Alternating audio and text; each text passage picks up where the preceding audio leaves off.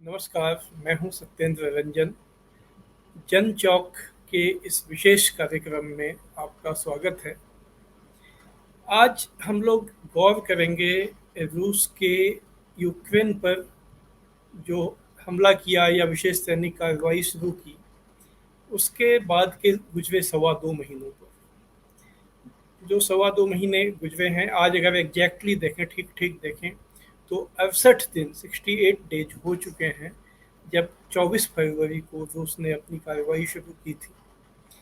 तब से लेकर आज तक जो युद्ध किस मुकाम पर है और युद्ध के वजह से जो हालात पूरी दुनिया में बने, वो हालात इसलिए बने क्योंकि इस युद्ध को लेकर अमेरिका और उसके सहयोगी देशों की तरफ से रूस पर ऐसे प्रतिबंध लगाए गए, जैसा कि कहा जाता है कि इतिहास में इतने सख्त प्रतिबंध, इतने इतने सीवियर सैंक्शन किसी भी देश के ऊपर नहीं लगाए गए।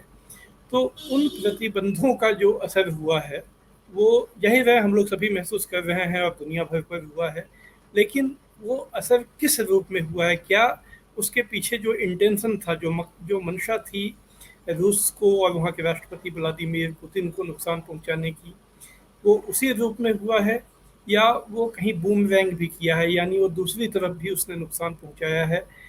वो एक दोधारी तलवार साबित हुआ है। तो कुल मिलाकर ये दो बिंदुओं को हम लोग समझने और उसका एक एनालिसिस करने की आज कोशिश करेंगे। बेशक जिस दिन रूस ने सैनिक कार्रवाई शुरू की, उस दिन दुनिया भर में आम अंदाजा यही था कि यह एक छोटी कार्रवाई होगी, बहुत अल्प अवधि का ये एक्शन साबित होगा, क्योंकि रूस बहुत बड़ा देश है, महाशक्ति है। आज भी उसकी सैनिक और परमाणु क्षमता जो है वो अमेरिका को टक्कर देती हुई मानी जाती है। जबकि यूक्रेन बल्कि सोवियत यूनियन का एक गणराज्य था और वहीं से अलग होकर वो देश बना था। हालांकि अपने आप में वो बड़ा देश है, क्योंकि अगर यूरोप के पैमाने पर देखें तो 4 करोड़ से अधिक आबादी वाले किसी देश को बड़ा देश ही कहा जाएगा। लेकिन रूस के सामने ऐसा समझा गया था कि उसकी ताकत कम है और इसलिए ये युद्ध ज़्यादा लंबे समय तक नहीं चलेगा। लेकिन आज हालात यह हैं कि 68 डेज के बाद भी, 68 दिनों के बाद भी युद्ध के खत्म होने का कोई उम्मीद, कोई संभावना नज़र नहीं आ रही है। और ऐसा लग रहा है कि एक लॉन्ग ड्रॉन वॉर है, लंबी अवधि तक खींचने वाला युद्ध ये वहाँ पर चल रहा है। तो आखिर ऐसा क्यों हुआ? क्या रूस का जो दांव है वो कहीं उल्टा पड़ गया, या रूस ने जो आकलन किया था अपनी ताकत का और यूक्रेन की ताकत का, उसमें वो कहीं गलती हुई? आखिर वजह क्या है कि ये युद्ध समाप्त होने के बजाय लंबा खिंचता जा रहा है? इस बारे में दुनिया में ज़्यादातर जो राय बनती है, और आज भी हम लोग जानते हैं कि जो इन्फॉर्मेशन है, सूचना है, उस पर पश्चिमी देशों का, उनके मीडिया का, उनकी संस्थाओं का कब्जा है काफ़ी हद तक। उसकी वजह से वो जो एक कहानी बताना चाहते हैं, जो नज़रिया बताना चाहते हैं, वो भारत जैसे देशों में और दुनिया के ज़्यादातर हिस्सों में उसी ढंग से वो कहानी बनती है। तो यह कहानी ये बनी है कि रूस का दांव सचमुच उल्टा पड़ा है। रूस यूक्रेन की ताकत, यूक्रेन के लोगों का हौसला और वहाँ के जो राष्ट्रपति हैं वोलोदिमीर ज़ेलेंस्की, उनके रण कौशल का, उनके स्ट्रेटेजिक जो उनकी इफिशियंसी है, उसका आकलन करने में उसने गलती की और इसलिए वो वहाँ जाकर उलझ गया है। कुछ सच्चाई इस बात में है, इससे हम इनकार नहीं कर सकते। लेकिन इसका एक जो दूसरा पहलू यह है कि रूस ने अभी तक, आज की तारीख तक, एक जो ऑल आउट अटैक होता है, एक्चुअल रूस ने तो अटैक किसी को कहा भी नहीं है, उसने उसको स्पेशल मिलिट्री एक्शन कहा है। उसने उसके कुछ ऑब्जेक्टिव पहले ही दिन बताए थे, जिसमें एक ऑब्जेक्टिव जो था दोनबास इलाके को उसको यूक्रेन के प्रभाव से मुक्त करना और उसकी ऑटोनॉमी का संरक्षण करना, प्रोटेक्शन करना। इसमें वो काफ़ी हद तक कामयाब रहा है। उसके जो दूसरे दो ऑब्जेक्टिव थे, यूक्रेन का यूक्रेन की सैनिक क्षमता को ख़त्म करना और उसका डी नाजीफिकेशन, यानी वहाँ जो नाजी विचार के लोगों का प्रभाव है उसको ख़त्म करना, इसमें शायद उसे बहुत सफलता जो मिली है वो अपेक्षा के मुताबिक नहीं है। कुछ सफलता तो मिली है, यूक्रेन की जो ताकत है, जो सैनिक ताकत है, उसके बहुत सारे अड्डे हैं, उसके बहुत सारे हथियार हैं, वो नष्ट किए गए हैं। लेकिन वो उस ढंग से नहीं हुआ है जितना कि सोचा गया था कि हो जाएगा। इसके पीछे कुछ वजहें ज़ाहिर है कि कुछ मिसकैलकुलेशन होगा, आकलन की गलतियाँ होंगी। लेकिन एक बहुत जो उनकी स्ट्रेटजी का पार्ट है कि वो बहुत ज़्यादा नुकसान पहुंचा कर या नागरिकों के ऊपर जिसमें बहुत ज़्यादा नागरिकों का कत्लेआम हो, एक उस स्ट्रेटजी के साथ आगे बढ़ें, ऐसा ये दिखा भी नहीं है। तो एक तो उनका एक मकसद पूरा होता हुआ दिखा है, दो मकसद में वो अभी आधे अधूरे स्थिति में पहुंचे हैं। लेकिन दूसरी तरफ इस बात को गौर करना चाहिए कि पूरे पश्चिम की ताकत, उनके हथियार और उनका पैसा जिस बड़े पैमाने पर वहाँ पहुँचाया गया है और एक डिप्लोमेटिक और पॉलिटिकल सपोर्ट मिला है, उस रूप में यह युद्ध रूस और यूक्रेन का युद्ध नहीं रह गया है, बल्कि एक प्रॉक्सी वॉर बन गया है। यानी यूक्रेन के कंधे पर बंदूक रखकर पूरे पूरा पश्चिम पश्चिम जब हम लोग कहते हैं तो जाहिर है उसका मतलब अमेरिका और उसके जो यूरोपीय सहयोगी हैं, इसके अलावा जापान, साउथ कोरिया जैसे जो उसके क्लाइंट स्टेट हैं, उनसे होता है। क्लाइंट स्टेट कहने का यह मतलब है जहां अमेरिका की फौज मौजूद है और वो देश अपनी विदेश और रक्षा नीति के मामले में स्वतंत्र नहीं है। तो उन देशों की तरफ से एक प्रॉक्सी वॉर लड़ा जा रहा है। अब यह बात भी कही गई है और इस बात में सच्चाई भी नजर आती है कि पश्चिमी देशों ने की जो स्ट्रेटजी है, उन्होंने यूक्रेन को अगला अफगानिस्तान बनाने की रणनीति अपनाई हुई है। रणनीति यह है कि जिस ढंग से सोवियत यूनियन को, तत्कालीन जो सोवियत संघ था, उसको 1979 के बाद अफगानिस्तान में उलझाने की जो ब्रेजेंस की स्ट्रेटजी थी, वो और उसका नतीजा हुआ कि रूस उसमें उलझता, सोवियत यूनियन उलझता चला गया, उसकी ताकत का काफ़ी नुकसान हुआ और उसका जो अंत नतीजा हुआ उसका कोलैप्स हुआ, जिसमें अफगानिस्तान का जो फिएस्को था इसको भी एक वजह माना जाता है। उसी तरह यूक्रेन को अगला अफगानिस्तान बनाकर रूस को वहाँ उलझाकर और उसके कोलैप्स, उसको ढाहने की एक स्ट्रेटजी पर पश्चिमी देश चल रहे हैं। यह इसके संकेत बहुत साफ तौर पर नजर आ रहे हैं। तो इस रूप में यूक्रेन में जो हो रहा है वो एक तरह का प्रॉक्सी वॉर है। प्रॉक्सी वॉर है जिसमें आमने सामने भले फौजें नहीं हो, सैनिक दोनों सेनाएं नहीं हों, लेकिन ताकत पूरी रूस की यूक्रेन के फौज के माध्यम से रूस के खिलाफ लड़ रही है। यह बात हम लोग देख सकते हैं। इसलिए यह युद्ध अभी और लंबा चलेगा, इसका अनुमान आज की तारीख में हम लोग लगा सकते हैं। बीच में एक मौका आया था जब ऐसा लगा था कि जो जेलेंस्की हैं वो समझौते के लिए तैयार हैं। उन्होंने सार्वजनिक बयान दिया था कि वो यूक्रेन नाटो में शामिल न हो, जो कि रूस का सबसे प्रमुख मांग है। उसकी मेन डिमांड है कि यूक्रेन को नाटो में शामिल नहीं किया जाए, जो नॉर्थ अटलांटिक ट्रीटी ऑर्गेनाइजेशन है, जो एक सैनिक संगठन है अमेरिका के लीडरशिप में, जिसमें यूरोपीय देश शामिल हैं, ब्रिटेन शामिल है, उसका वो पार्ट ना बने। इस बात का उन्होंने कहा भी था कि हम इसके लिए तैयार हो गए हैं। लेकिन संभवतः पश्चिमी देशों से जो उन्हें इशारा मिला, जो उन्हें कमांड मिला, वो ये था कि आपको अभी इसमें उलझना नहीं है, ये लड़ाई को लंबा खींचना है। और उस ढंग से हम लोग देख रहे हैं कि लड़ाई लंबी खींच रही है। इसी बीच प्रतिबंध पर प्रतिबंध लगाए गए हैं। इस मोर्चे पर जो पश्चिमी देशों का मकसद था, जिस मकसद से लगाए गए प्रतिबंध की घोषणा की गई थी, क्या मकसद था? मकसद यह था कि एक तो रूस को पूरी तरह से आइसोलेट कर दिया जाए, अलग थलग कर दिया जाए दुनिया में, उसका उसको डिप्लोमेटिक लेवल पर, पॉलिटिकल लेवल पर और सबसे ज़्यादा इकोनॉमिक लेवल पर उसका किसी के साथ संबंध ना बचे। तो इस तरह वो कमज़ोर हो जाएगा और जब कमज़ोर होगा तो वहाँ के लोग जब उसके दिक्कत उनको होगी, उसको लेकर उनका आर्थिक संकट बढ़ेगा, तो वो लोग राष्ट्रपति पुतिन के खिलाफ विद्रोह की मानसिकता में आ जाएंगे या विद्रोह कर देंगे। और इस तरह जो पुतिन का शासन, अगर आप पूरे वेस्टर्न मीडिया को देखें तो वहाँ इसको पुतिन्स वॉर कहा जाता है। यानी इसको पूरे रूस का युद्ध बताने के बजाय इस रूप में पेश किया गया है कि पुतिन कोई एक इनसेन या अब सन की तानाशाह हैं, जिन्होंने अपने महत्वाकांक्षा को पूरा करने के लिए या अपने पागलपन को पूरा करने के लिए उन्होंने ये लड़ाई लड़ी है, क्योंकि पश्चिमी देश इस बात को मानते नहीं, वो बताना नहीं चाहते कि इसके पीछे रूस के वास्तविक सुरक्षा चिंताएं हैं, रियल सिक्योरिटी कंसर्न्स हैं। और ये कंसर्न्स पुतिन लगातार पिछले कई सालों से बता रहे थे।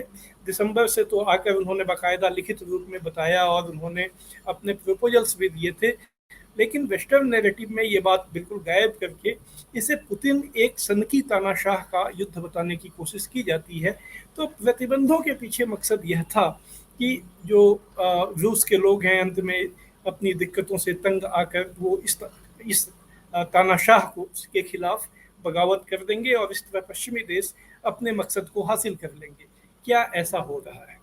आज अगर एक तथ्य पे गौर करें, जब प्रतिबंधों की शुरुआत की गई थी और उसमें जो सबसे सीवियर सैंक्शन था, सबसे कठिन प्रतिबंध था कि रूस को स्विफ्ट सिस्टम से जो इंटरनेशनल पेमेंट का सिस्टम है, जिसमें 11,000 बैंक जिस सिस्टम का हिस्सा हैं, जिसमें तमाम लेन देन जो भी होता है अंतर्राष्ट्रीय स्तर पर जिस सिस्टम के तहत होता था, उससे रूस को निकाल दिया गया। जब यह निकाला गया तो रूस की जो मुद्रा है रूबल, उसकी कीमत तेजी से गिरी। युद्ध के दिन रूस की मुद्रा रूबल की कीमत लगभग 83 या 84 रूबल पर डॉलर थी। वो गिरकर 150 या उससे 155 रूबल प्रति डॉलर तक पहुंच गई। आज क्या स्थिति है? आज 78-79 रूबल पर डॉलर है। आखिर ऐसा क्यों हुआ?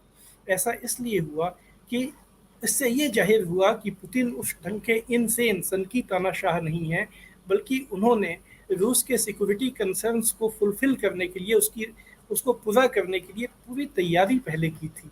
और तैयारी के तहत उनके पास एक योजना थी कि जैसे ही उनको पूरे फाइनेंशियल सिस्टम से काटा गया, उन्होंने अपनी मुद्रा को संभालने के लिए कई आर्थिक कदम उठाए। वो तो देश के भीतर जैसे उन्होंने ब्याज दरें बढ़ाई, वो सब वो तो एक काफ़ी चीज़ें चर्चित हो चुकी हैं। लेकिन जो एक सबसे उन्होंने जवाबी हमला किया, वो उन्होंने यह किया कि वो जिन देशों ने प्रतिबंध लगाए हैं, जिनको रूस ने अनफ्रेंडली कंट्रीज की लिस्ट में रखा हुआ है, अनफ्रेंडली कंट्रीज से तेल और गैस के बदले रूस सिर्फ रूबल में भुगतान स्वीकार करेगा। अब इससे यूरोप, जो कि अपनी 40% गैस की ज़रूरत के लिए रूस पर निर्भर है, उसके सामने एक बहुत ही बड़ा संकट खड़ा हो गया है। संकट यह खड़ा हो गया कि आप अगर वो अचानक गैस रोकेंगे तो उनका पूरा आम जीवन ठप हो जाएगा। रूस ने 1 अप्रैल से, यानी 1 महीने पहले से रूबल के अलावा किसी भी मुद्रा में, खासकर यूरो और डॉलर में भुगतान स्वीकार करना बंद कर दिया है। नतीजा ये हुआ कि जैसा कि अभी पिछले दिनों रूस की तरफ से बताया गया कि 10 देशों ने तो बाकायदा रूबल में भुगतान की शुरुआत कर दी है। जर्मनी ने कुछ समय मांगा था, उनको 1 महीने का समय, और खुद वहाँ के चांसलर ओलाफ सोल्ज ने इसके लिए पुतिन से बात की थी। तो राष्ट्रपति पुतिन इस पर राजी हुए थे कि उनको 1 महीने का समय दिया जाए। अब इस महीने जर्मनी भी उस भुगतान के लिए तैयार है। अब तक कुल 2 ऐसे देश सामने आए खुलकर, पोलैंड और बल्गारिया, जिन्होंने ये कहा कि हम नहीं करेंगे, और रूस ने उनकी गैस की सप्लाई रोक दी। उनके यहाँ परेशानियों का एक पूरा सिलसिला चल रहा है। यूरोपीय यूनियन ने उसके जवाब में यह कहा कि वह रूस से गैस खरीद कर उन दोनों देशों को सप्लाई करेगा। तो इससे रूस को कोई नुकसान नहीं हुआ, क्योंकि अंततः रूस की गैस तो बिक रही है। तो और इन गैस और तेल, इसके अलावा अनाज, खासकर गेहूं, और बहुत सारे महत्वपूर्ण खनिज पदार्थ, जो कि रूस जिसका सबसे बड़ा सप्लायर है दुनिया में, आज उन चीज़ों की कमी यूरोप और अमेरिका में इस हद तक हो गई है कि ऐसी खबरें आई हैं। ब्रिटेन से अभी 2-3 दिन पहले खबर आई कि वहाँ पर इस साल की पहली तिमाही में हजारों कंपनियां बंद हो गई, क्योंकि वो इस महंगाई का सामना नहीं कर पा रही हैं, और जो इनपुट की कमी हुई है उसका उनके पास कोई विकल्प नहीं है। और ये महंगाई का आलम पूरे यूरोप में इतना ज़्यादा है कि पिछले 40-45 साल में कभी भी वहाँ 7% से 8.5% की मुद्रा स्फीति दर नहीं देखी गई। अमेरिका में 8.5% की मुद्रा स्फीति दर पहुँच गई है। वो पहले से भी बढ़ रही थी, लेकिन जैसा कि कहते हैं, जैसे आग में घी की बात होती है, तो उस तरह की चीज़ें पहुंच गई।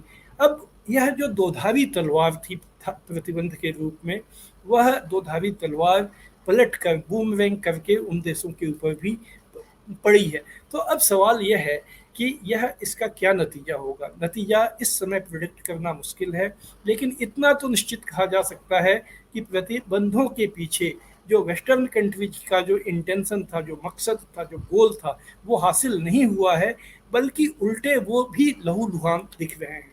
तो अंत में इसको समराइज करते हुए हम लोग कह सकते हैं कि पहले सवा दो महीनों की घटनाओं का सार यह है कि रूस अपने मिलिट्री ऑब्जेक्टिव को हासिल करने में अपनी अपेक्षा के मुताबिक सफल नहीं हुआ है।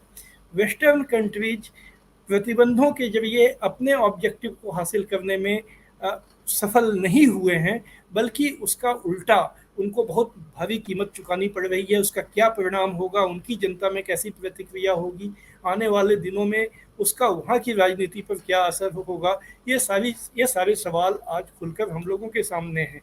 और जो तीसरी चीज़ है कि जो सूचना तंत्र के जरिए सारी दुनिया को अपनी कहानी के मुताबिक ढालने की जो उनकी ताकत थी, दिखा यह है कि वो ताकत आज भी है, काफ़ी हद तक है, लेकिन वो आज डिसाइसिव नहीं है, निर्णायक नहीं है।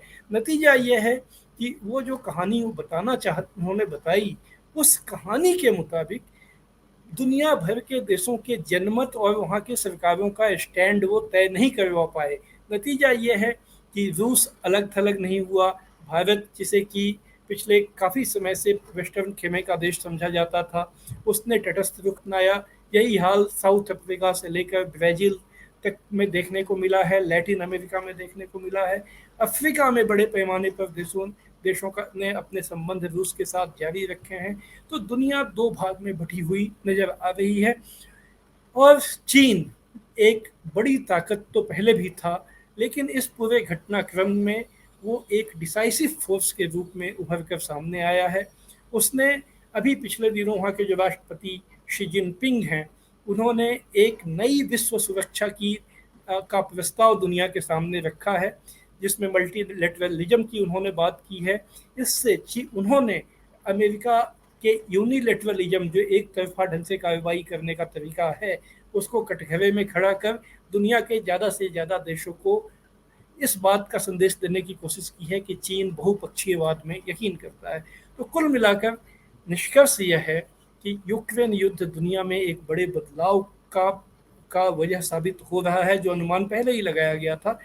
इसमें दुनिया बट रही है, और किसी भी रूप में यह नहीं कहा जा सकता कि जो वेस्टर्न कंट्रीज, जो वेस्ट है, जो पश्चिम है, यह उस सारी घटनाएं उसके मुताबिक हो रही हैं। तो आज बस इतना ही। नमस्कार। सुनने के लिए आप सबका धन्यवाद।